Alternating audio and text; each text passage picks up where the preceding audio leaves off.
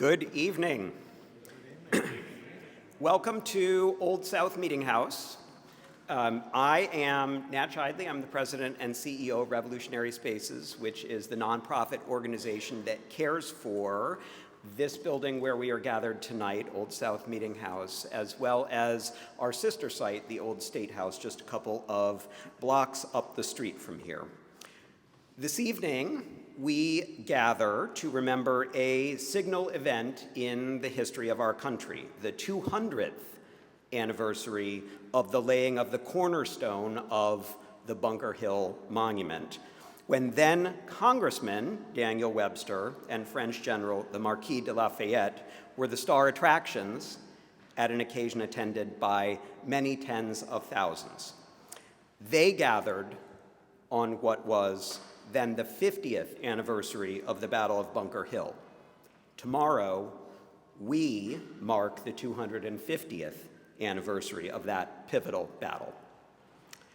So tonight, as we recreate the toasts and musical responses from the laying of the monument's cornerstone, we are in fact remembering an act of remembrance, how an earlier generation of Americans looked for inspiration to the history of the nation's founding during an era of peril and change.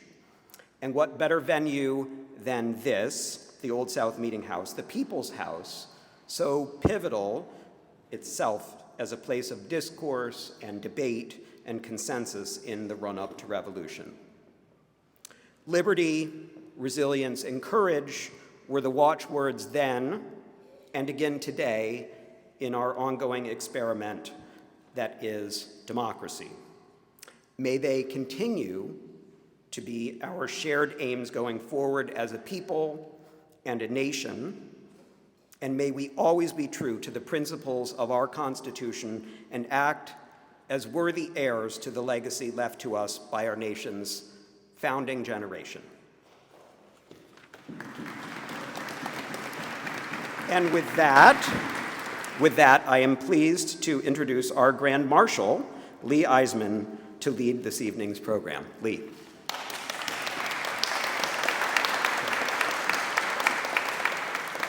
I will begin just by reading briefly from a newspaper account of the events of 1825 to set the scene so that we have an understanding of just how important it was to people then.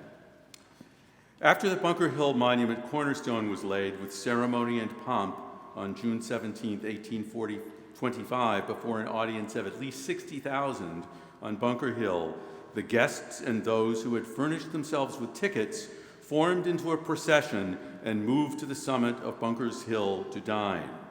And here a spectacle was presented which baffles description. An awning had been erected, provided with tables and seats. 4,400 plates were set, and not one was unoccupied. The dinner was as good as could be expected, considering it was emphatically provided for an army. After the cloth was removed, the toasts you will hear tonight were drunk, interspersed with music, also reproduced for this occasion. In 1825, the esteemed Mason Walter Janes was the conductor of 1,000 members of the orchestra and chorus. Today, we have arranged this music for an ensemble led by Stephanie D., the D Opera Chorus and Orchestra. In closing, the newspaper reported that the bards of the day opined that the dozen-plus odes had been written for the occasion by gentlemen who had successfully wooed the tuneful nine. I didn't know who the tuneful nine were, but they are the Muses: Calliope, Clio, Erato, Euterpe, Melpomene, Polymnia, Terpsichore, Thalia, and Urania. With that, I invite Annette Tetchy, president of the Bunker Hill Monument Association, to offer the first toast.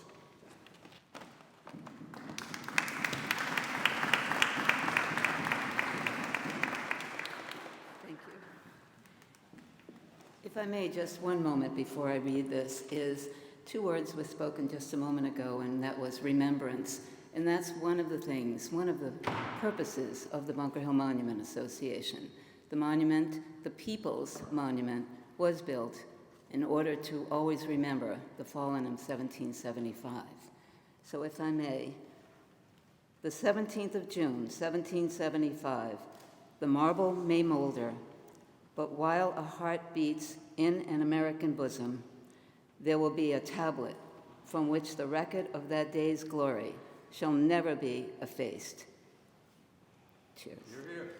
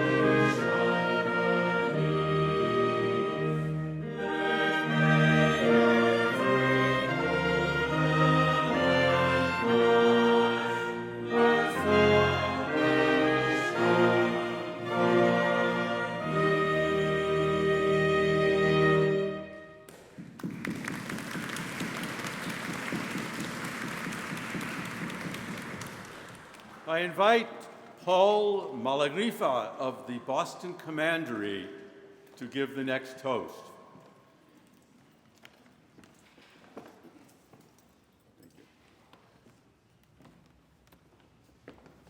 The militia.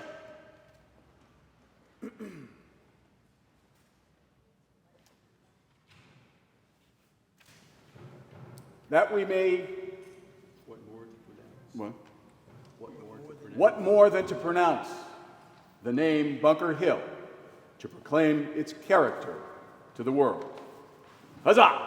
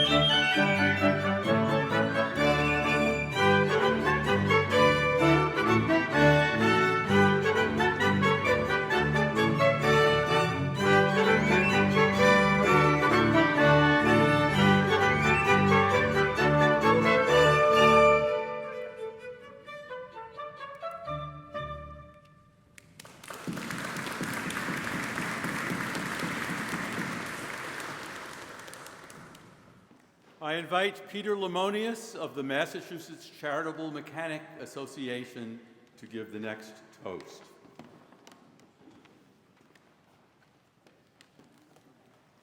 With great honor, may I offer this toast. To the Committee of Safety, the early guardians of our nation's rights, fearless as faithful in the execution of their trust.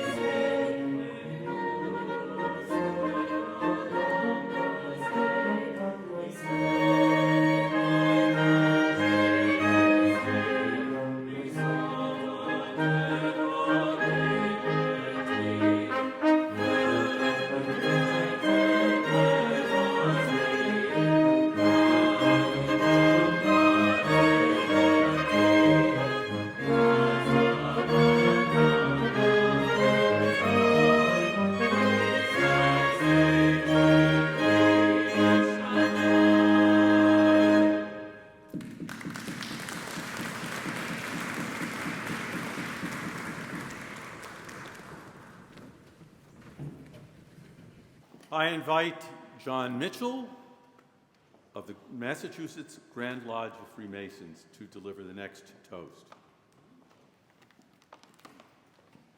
Here's an extra full one for you. I need it.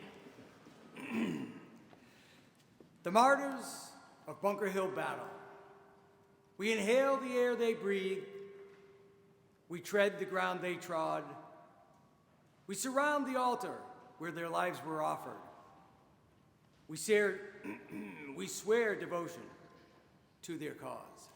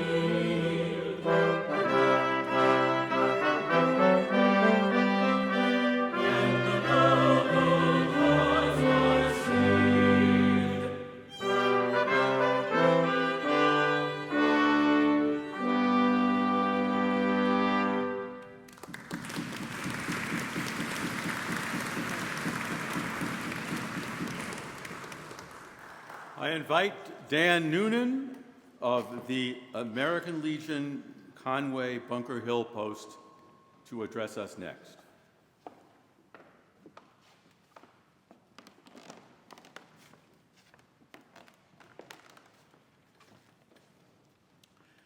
In the dark and trying hour, we were told the foes that we were never made for slaves.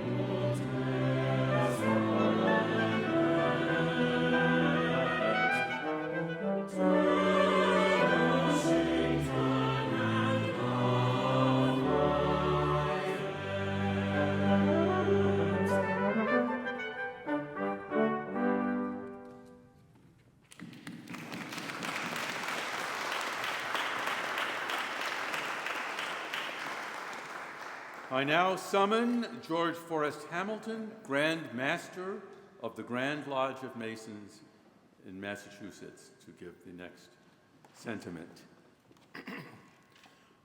Washington and Lafayette, the survivors of Bunker Hill battle, the gloom of the day may dwell on their recollection, but in the brightness of this day, they feel they fought under the auspices of heaven. Hear, hear.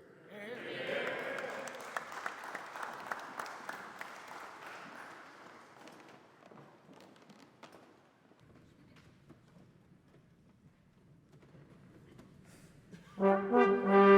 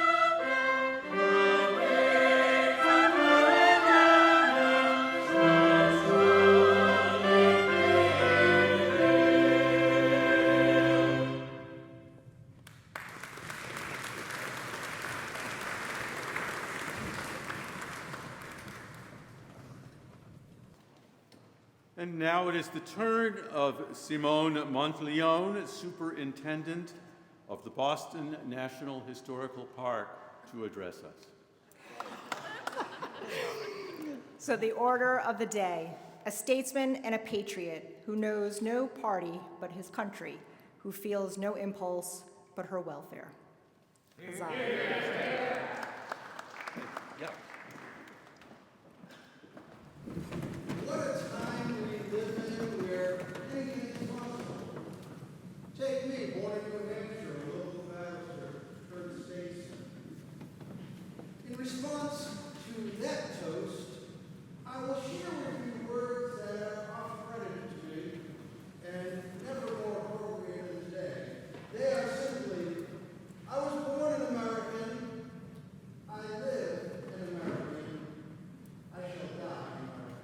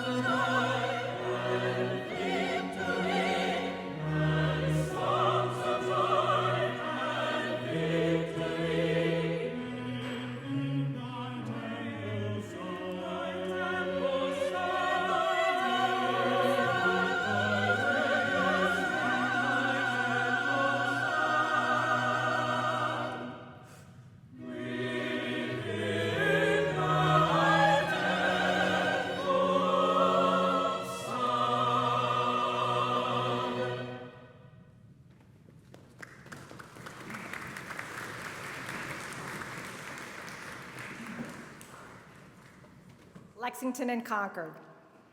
There the earnest was given that a people resolved to be free can never be enslaved. Huzzah.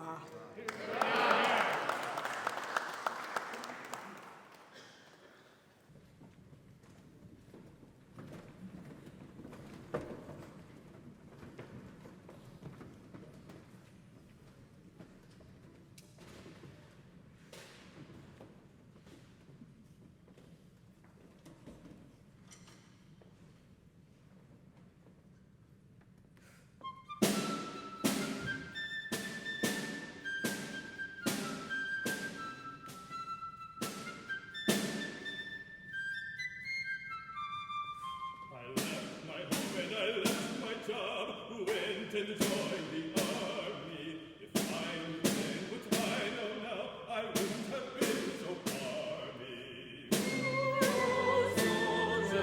Oh, soldier, we died and sent to battle because he would have soldier well.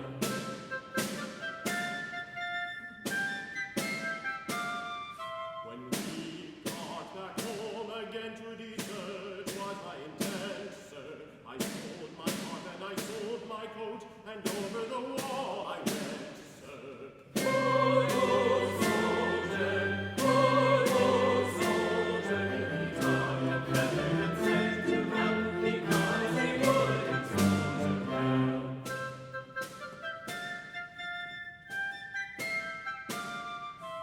Went to a tavern and I got drunk.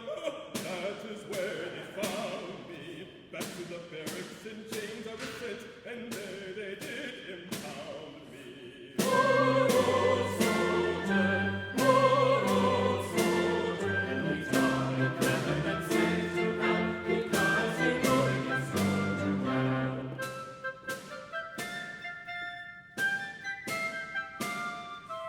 50 I got for selling my coat, 50 for my blankets. If ever I miss for a soldier again, the devil will be my sergeant. Oh, soldier,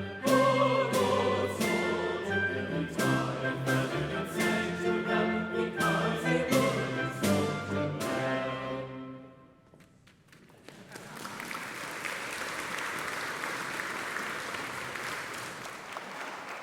Now, if I have this right, Crystal Schaefer, the commander of the USS Constitution, will now intone her sentiments for us.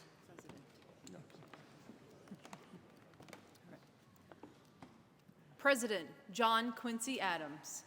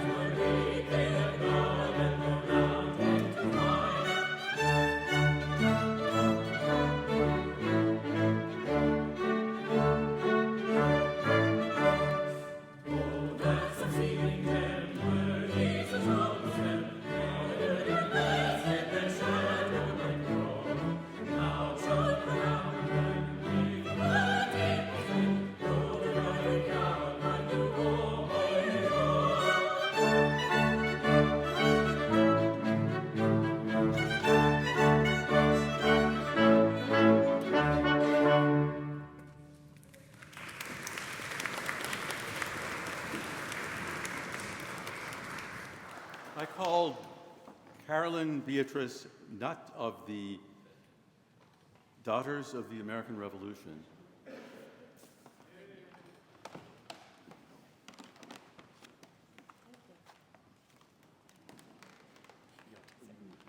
We remember the Governor of the Commonwealth. Huzzah!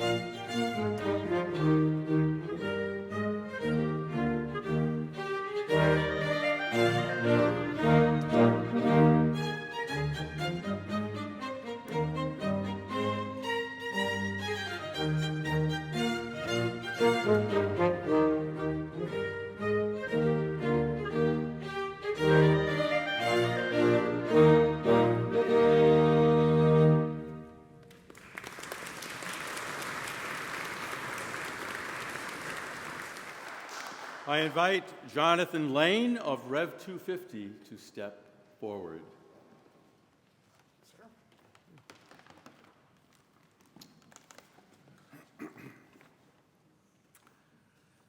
The Continental Army, whom victory could not elate, whom defeat could not depress, their cause, their country, their trust, their God. Huzzah.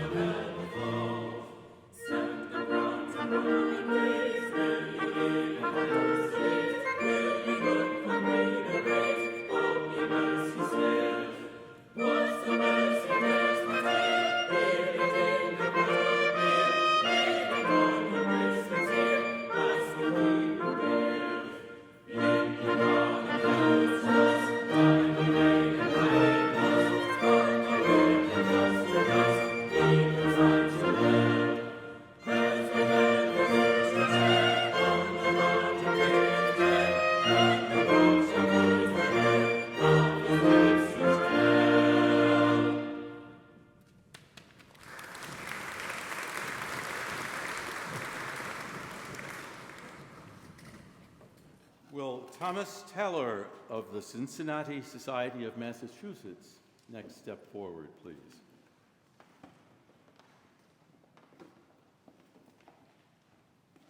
Thank you. A 21st century editor's note. The Society of the Cincinnati, created to honor and remember the sacrifice of the militia, toast General Washington silently. Hence, simply, to the memory of Washington.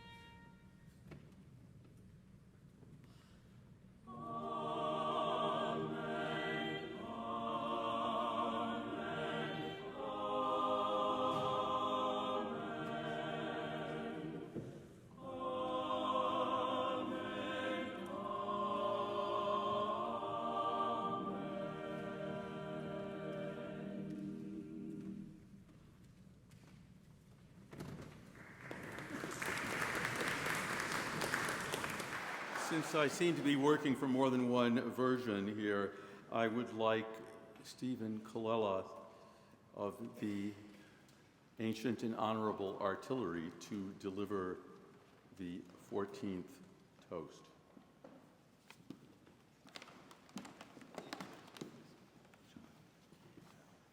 To the Continental Congress, the emboldened wisdom of the nation which wrought the freedom of one hemisphere and promulgated the principles which will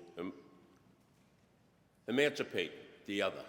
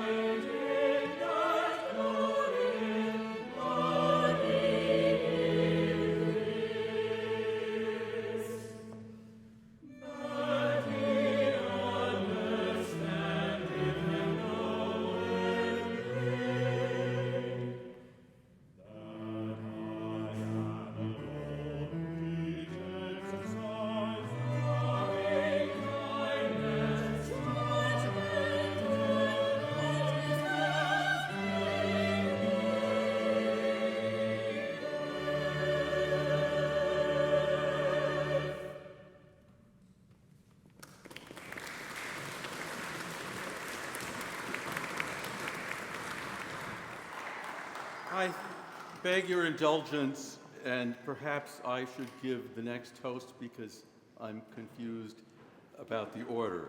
Therefore, the Continental Congress, the embodied wisdom of the nation, which wrought the freedom of one hemisphere and promulgated the principles which will emancipate the other. Hear, hear. Hear, hear.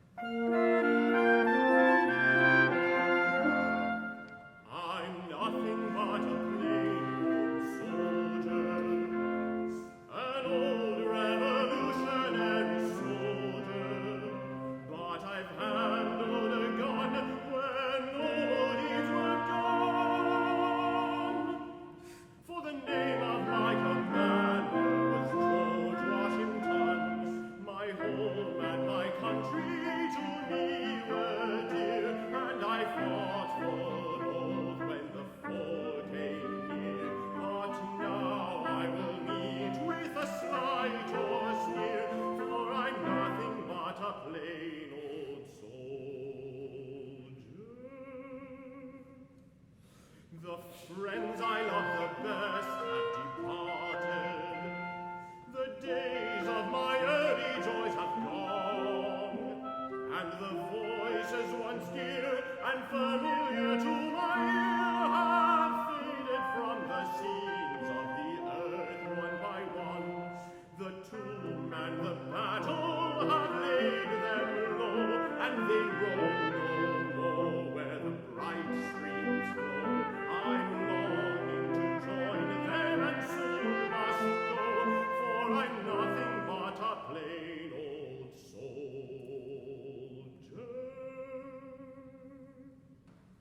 An old revolutionary soldier, but I've handled a gun when nobody's were done. For the name of my commander was George Washington. For the name of my commander was George Washington.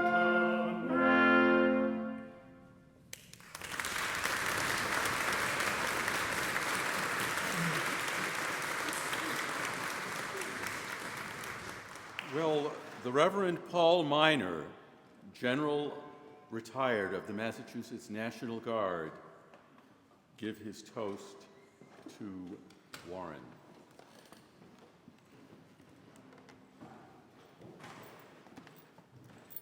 Please join me in celebrating the memory of Joseph Warren. His name comes to us as the gentle rain from heaven, refreshing the place beneath.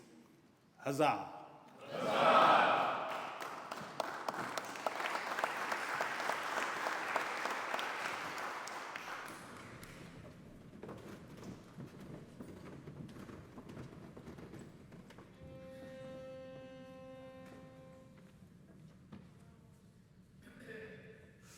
Why should vain mortals tremble at the sight of death and destruction in the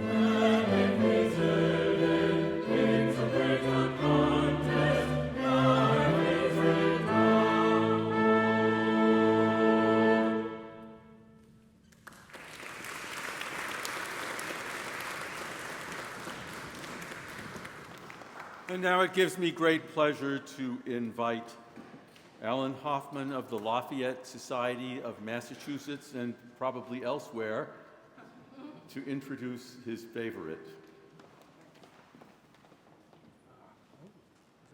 Real wine? Rum. Rum. Oh, my goodness. To the honored guest of the day, indeed the nation's guest as he is known, a statesman and a patriot who knows no party but his country, who feels no impulse but her welfare. Health and long life to General Lafayette. Vive Lafayette!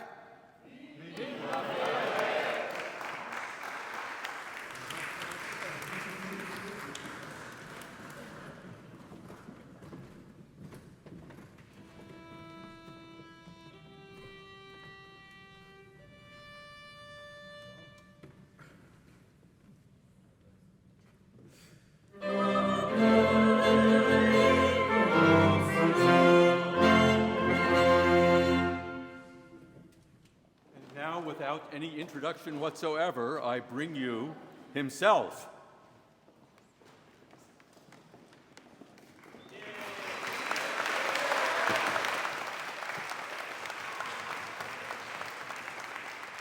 Gentlemen and ladies, I will not longer trespass upon your time, other than to thank you in the name of my revolutionary companions in arms and myself in the testimonies of esteem and affection, I may say of filial affection, which have been bestowed upon us on this memorable celebration of this anniversary day, and to offer our fervent prayers for the preservation of that republican freedom, equality, and self-government, that blessed union between the states of the Confederacy, which we have fought and bled, on which rests the hopes of mankind.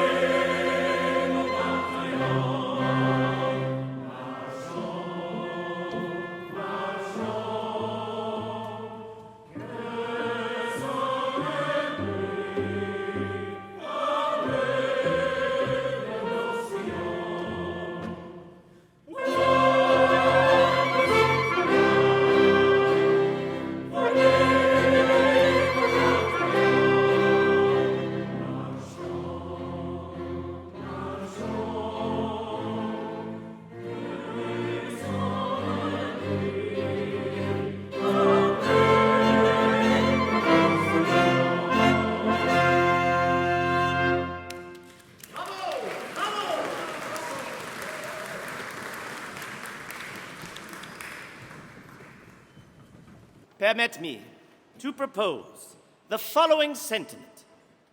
To Bunker Hill and the holy resistance to oppression, which has already enfranchised the American hemisphere, the next half-century's Jubilee's toast shall be, to enfranchised Europe!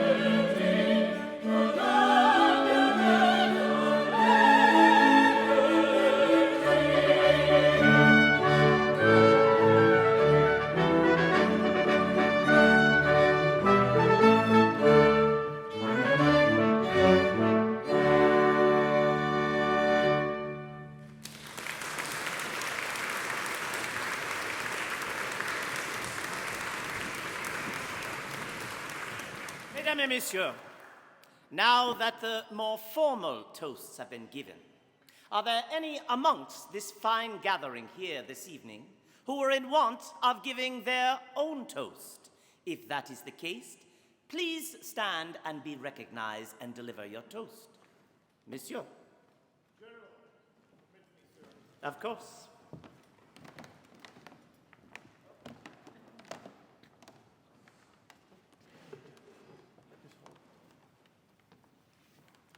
A toast to the most glorious flag to ever fly over land, sea, air, and through the vastness of space. Here's to the red of it. There's not a thread of it, no nor a shred of it, in all the spread of it from foot to head. But heroes bled for it, face steel and lead for it, precious blood shed for it, bathing it red. Here's to the white of it, thrilled by the sight of it, who knows the right of it, but feels the might of it through day and night. Womanhood cared for it, made manhood dare for it, purity's prayer for it, keeps it so white. Here's to the blue of it, beauteous view of it, heavenly hue of it, star-spangled dew of it, constant and true. Diadems gleam for it, state stands supreme for it, liberty's beam for it, brightens the blue. Here's to the whole of it, the stars, stripes, and pole of it, the body and soul of it, oh, and the roll of it, sun shining through. Hearts in accord for it, swear by the sword for it, thanking the Lord for it, red, white, and blue. Bravo!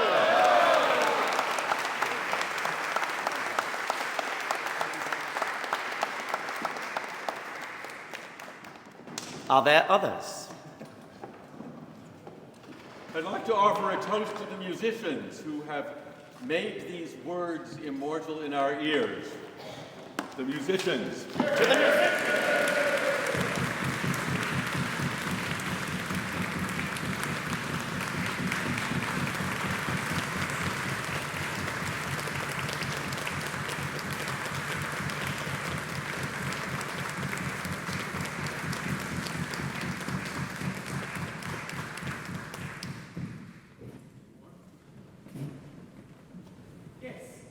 Monsieur le Président. I have another toast. Of course you do. Is there an empty one? Oh, another full one? To General Lafayette. Heaven saw fit to ordain that the electric spark of liberty was to be conducted through you from the new world to the old, and your sentiment a few minutes ago about 50 years from now, the Jubilee will be the victory of American principles in Europe, including your home country, France. Godspeed. Bravo! Well, I get another one.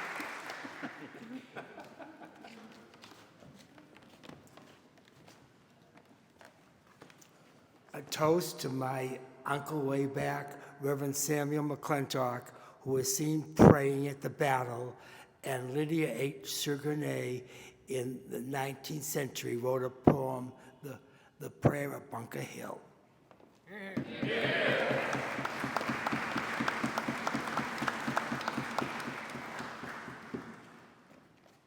Any others, dear friends? Or perhaps oh, yes, please, come forward.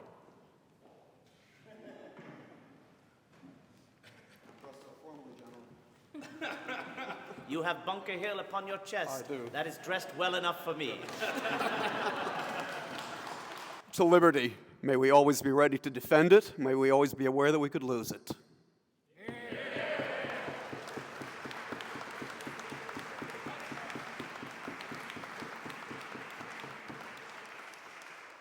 Well, gentlemen and ladies, I have one last toast, and that is to history.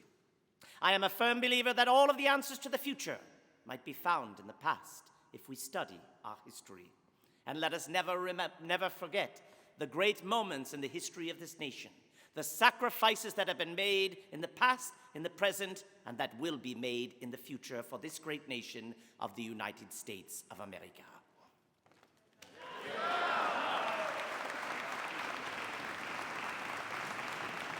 And now please stand for our national anthem in a tricky version.